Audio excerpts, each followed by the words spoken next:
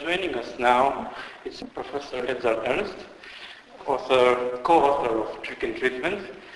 As far as I know, you have been working in alternative medicine and studying it for quite some time. Could you tell us a little bit more about yourself? Yeah, I was born in Germany and studied medicine in Munich, and by coincidence my first post was in the only homeopathic hospital in Munich, in Germany actually, and this is where I learned how to understand homeopathy. I learned how homeopaths think. I also learned how to treat patients with homeopathy in addition. I also learned acupuncture and many other techniques. So I had a real interest in alternative medicine very early on. And then I left this hospital, pursued a conventional clinician's career, which was interrupted by me going to London and working in the basic science field for quite a while. So I made a PhD in basic science, and actually only at this point I really started to think as a scientist. I think that's quite important because as a medical student, I certainly didn't learn about critical thinking, critical evaluation and all these things, which are so important in medicine. Okay. Anyway, later on I was appointed as professor for physical medicine and rehabilitation, first in Hanover, Germany, and then I took over a very big post in Vienna. And in Vienna we started doing, because I was the boss, I could decide what we were doing in terms of research. We started doing trials of all sorts of things: homeopathy, acupuncture, massage, autogenic trainings. So we were quite engaged already in doing research in these areas. And then one day I saw the post advertised in the New Scientist, which was the first chair in the world for complementary medicine. And I thought that was a wonderful challenge. I also knew I had been very happy living in England previously. I wanted to go back to England. I applied for the post, and eventually I got the post, and that was 18 years ago. So since 18 years, I'm a full-time researcher in complementary medicine, and built up a team of researchers with various backgrounds, including pharmacists, psychologists, nurses, doctors, sociologists even. And we published a lot. We've been very busy, and recently I've semi-retired from that post. So you covered a lot of ground in the alternative and complementary so-called medicine. I was curious, how much time were you, let's say, a believer in homeopathy? For how much time until you saw the light, as they say? Well, that's interesting, because when I first worked in the homeopathic hospital, I was certainly very impressed with what I saw. First, it was my first position. Secondly, there was no question that patients were improving. Mm-hmm. Absolutely no question.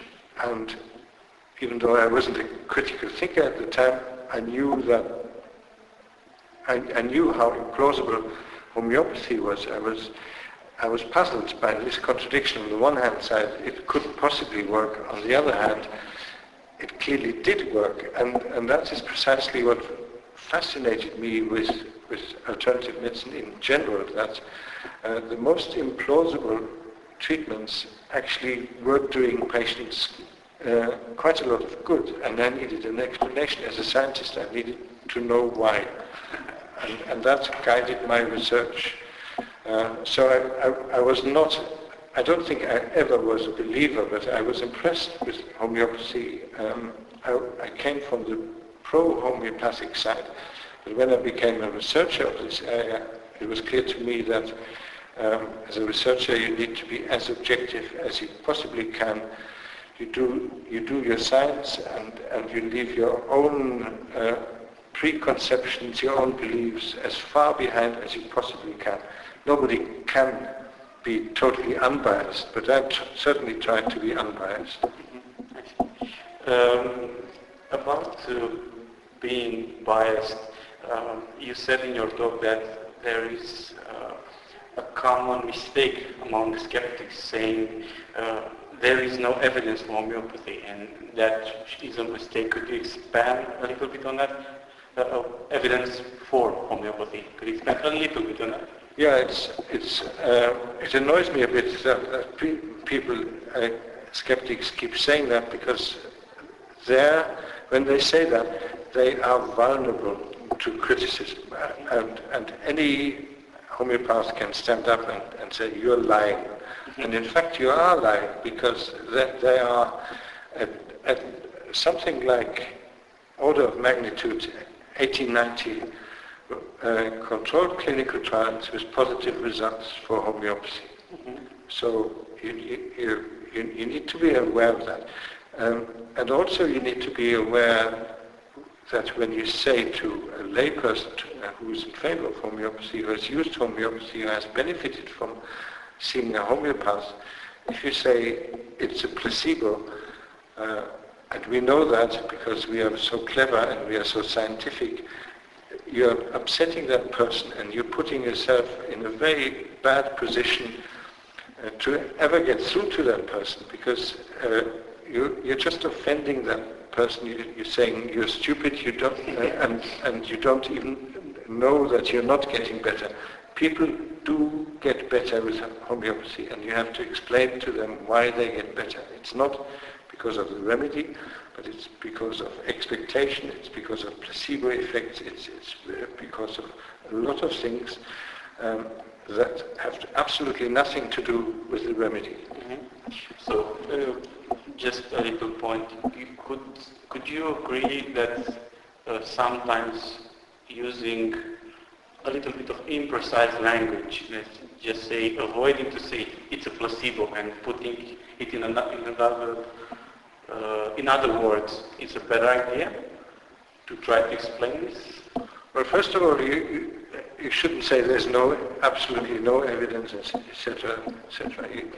The correct way of expressing the actual situation, you can say, I know the evidence is mixed, but if you objectively scrutinize that evidence, you come to the conclusion that there is no good evidence. The most reliable trials do not suggest that homeopathic remedies are anything more than a placebo. And how do you express this to a layperson? Well, I think you ought to say, I have no doubt that you get better with homeopathy, but have you questioned yourself why this is? Because, and then you could explain the dilution and so forth. There's nothing in it, and you explain that one drop in the universe cannot possibly have an effect, and you explain why people are misguided by their own experience, take the wrong conclusion. People want to establish causality in many things in life where there is no cause-effect relationship. Yes. And that is just one of many, many examples. And you can use examples where we are misguided by our own experience. By the way, it seemed to me that in your presentation, meta-analysis seemed to be very well connected to homeopathy.